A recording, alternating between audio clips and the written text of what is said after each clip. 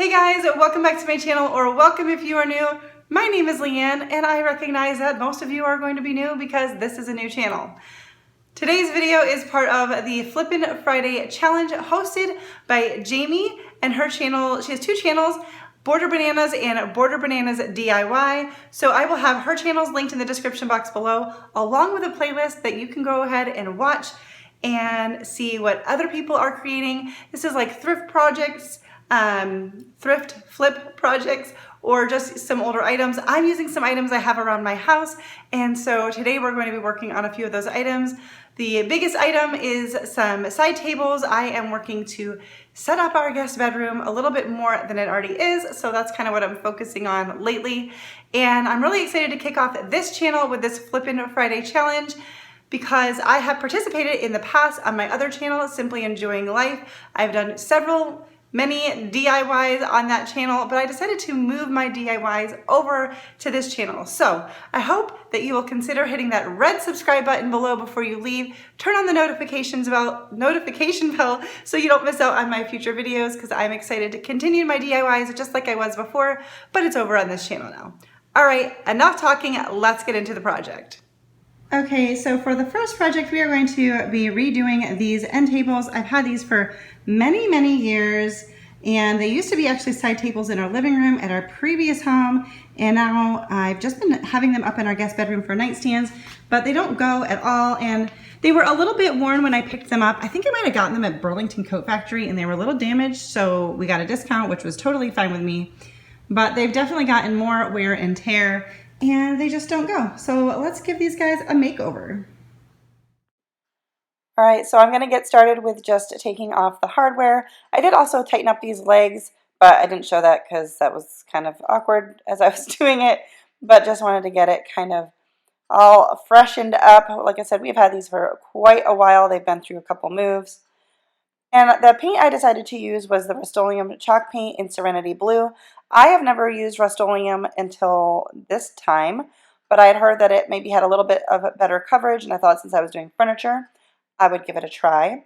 And I was not recording when I first started painting, although I thought I was. And I just painted over everything. Now, I thought normally, well, and my experience with other chalk paint is that it should only take one coat. I did not have a good coverage at all with the first coat, or with just one coat, I should say. But I don't know if it's because of the brush I was using, or I don't know, or what it was. But it wasn't a huge deal. I did just do 2 coats. And I'm not going to show you all of that on both of them or anything, because that would be a lot of painting. And yeah. So now the front part has that texture, so I was trying to get in there really good I wanted to get in the grooves, and then we will go back over this once it's all dry, but I just wanted to show you that. And I just did the edges of the drawer so that when that was pulled out, you would still see a continuation of this color. And then of course all of the sides of the legs and all of the edges, just giving it a really good coat. I know a lot of people in this playlist do like thrift flips, which is great. I really haven't been to any thrift stores. I am hoping to get back into going to yard sales or rummage sales. I feel like everyone calls them something different depending on where they live. But I have not done that. So I've been just using stuff that I have already. We have moved a couple years ago, and I still have some pieces that they just don't go with our home anymore. But I know that I could give a completely new look to. So that's what I'm doing. So now I wanted to add a little bit of detail. So I pulled out this stencil that I got from the Dollar Tree, and I chose one of the floral parts to put in the corners of the little side tables, nightstands, whatever you want to call it. And I'm just using a pouncer brush, and we're going to stencil that on. I just wanted to give it a little bit more character, a little bit more depth or whatever, I don't know. Just to be sure, I wiped off the bottom of this stencil before I moved on, because I wanted to make sure that no paint had bled through and would just like appear on the table when I put it down. So I just wiped it off in between just to be sure, and that was it. And now I'm taking the hardware. I had actually picked up new knobs from Hobby Lobby, but I didn't think that they were going to work well. So I just decided to paint these, and I just used some White Waverly chalk paint. It dried really quick because I guess because it was on metal. And so I did have to do a couple coats and kind of do like one side of like the ring, and then flip it over and do it again. So I just kind of kept coming back to this while I was doing the tables and gave them a nice thick coat, and they worked really good, and I didn't have to use anything new. I'm just going to return the ones that I had bought. And now I'm just going over the whole thing with my sanding block from Dollar Tree. I did do quite a bit of sanding. I focused here on the little grooves. I wanted to kind of bring them out. And then I did a lot of like the edges and corners and yeah, kind of like the typical spots you would distress.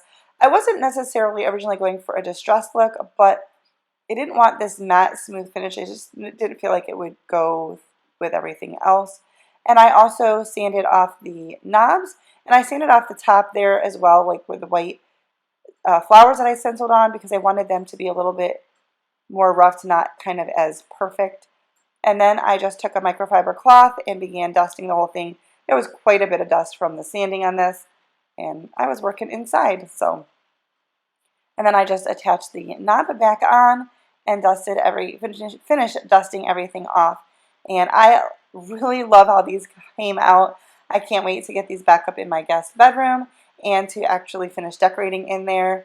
The bedspread I have in there is a gray, so I thought this would be a nice little pop of color, even though it's kind of a subtle color. And I wanted to just kind of show you some up close so you could see kind of how I had distressed everything. And yeah, so this piece came out really good. I'm really, really, really pleased with it. And a much cheaper way of getting some new furniture. Okay, so for this next little flip project, I have had this vase, I don't know, probably over 10 years. I used to actually have quite an extensive collection of vases. I probably had, I don't know, maybe around like 30 of them. And when we moved a couple years ago, I realized I didn't not want to move like 4 boxes of glass vases. So I got rid of a lot of them, but I had a couple still on hand, and I really just don't use this. So I wanted to I don't know, give it a new look. So I have seen this idea on a variety of channels, and I don't even remember who I saw it from first.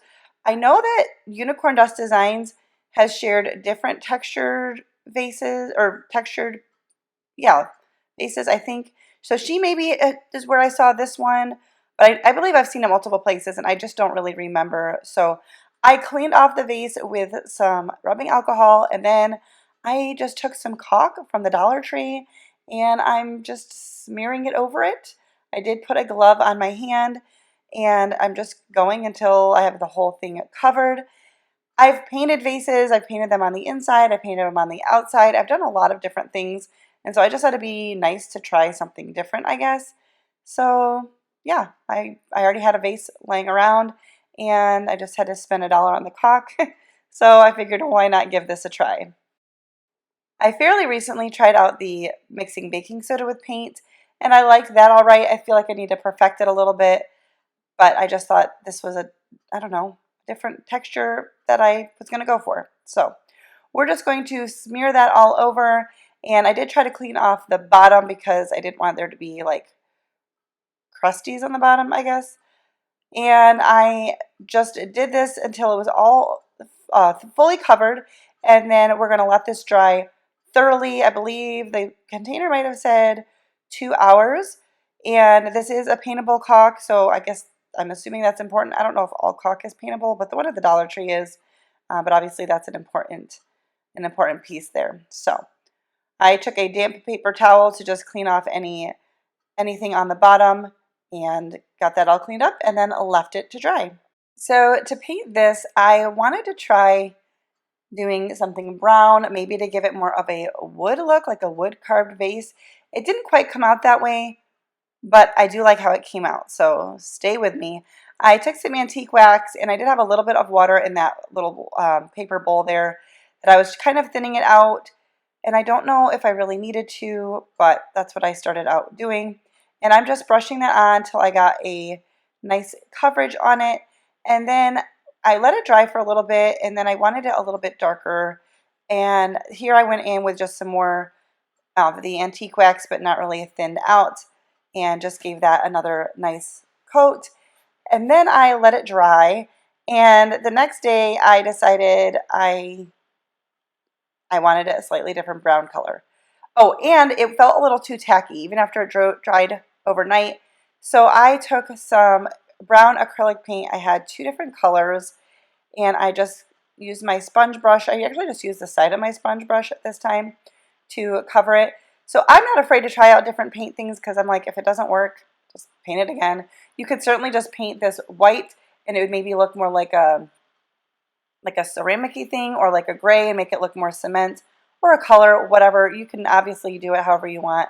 But I have a lot of white and grays in my house, and I know brown isn't necessarily an exciting color, but it's a natural like color. I like natural elements.